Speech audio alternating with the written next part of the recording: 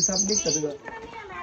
पण तापली ना जमीन. हा जमीन तापली माघारी जमीन. गेला तो. आणि आता कसं आपण गेला हा, तिथंच हे गेला. ओले का कोण म्हणजे नाही काय नाही.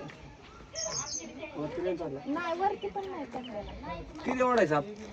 जाड बराच आहे. पण लांब नाही जास्त. लक्षात गेली आहे की आहे ना. गोनस आहे दगडा खाली बसलाय. मित्रांनो पहिलीच नजर गेली आणि गोनस आहे. इथं बसला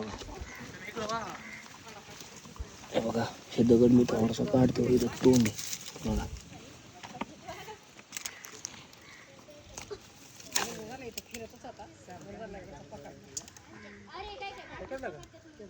गोनस आहे.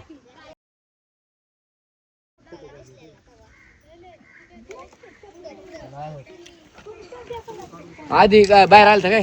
मांजर त्याच्यापाशी बसली होती म्हणून अच्छा मांजर आली ती काय? हा. घेऊ त्याला आपण तिथे घेऊ मैदानात.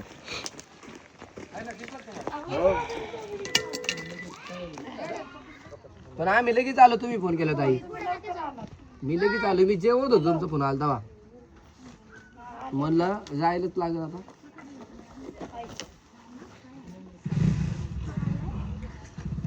ऊन खूप आहे. बॅक सेट केली मित्रांनो आपण अगोदर. तिथून काढायचं इथं सोडायचं बरोबर. पिशवी आहे ना चटके बसतं ते. ते झाड उपटलं तरी चालेल. नाही राहू द्या. काढा त्याची काही गरज नाही. नाही म्हणजे राहू द्या. मला काय अडचणच नाही करत. कशाला एवढं मोठं झालं त्याला काय अहो, करू? नाही काढा. तुम्ही कट करून घ्या नंतर. हा हे काय बसलाय ना. बोललाय नाही तर पुढं पुढं.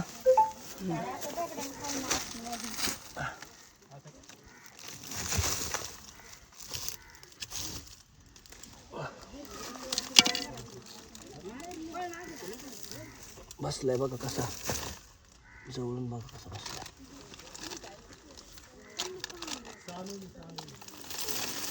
बघा दगडाचा पालापाचोळाचा कलर बघा आणि एकदम सेम दिसतंय. हे दगडाचा आणि पालापाचोळाचा कलर बघा आणि साप एकदम मॅच एकदम सेम दिसतोय.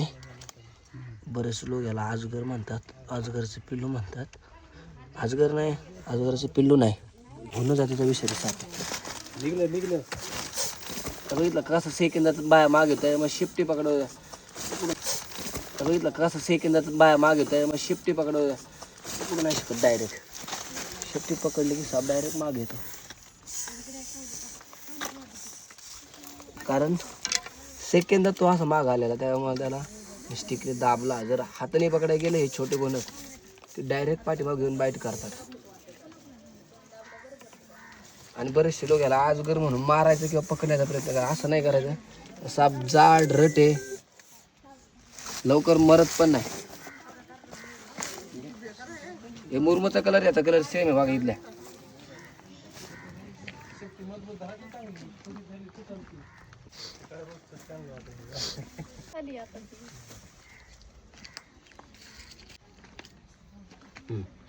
आलू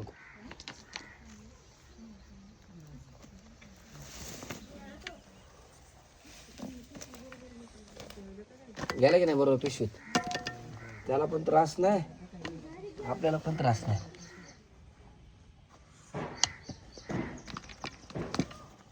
त्याला मानवस्ती बसून लांब जंगलात सोडायचं जिथं की सापाला पण काही त्रास नाही. आणि जी मानवस्ती माणसं आहेत, पब्लिक आहे, लोक आहेत, त्यांना पण कुठला त्रास नाही. एकदम लांब जंगलात सोडून द्यायचं. यांच्यासाठी राखीव जंगल असतात. गोन साप लय डेंजर. हा हा जाड ठेवा फक्त कशी सुटसुटीत ठेवा.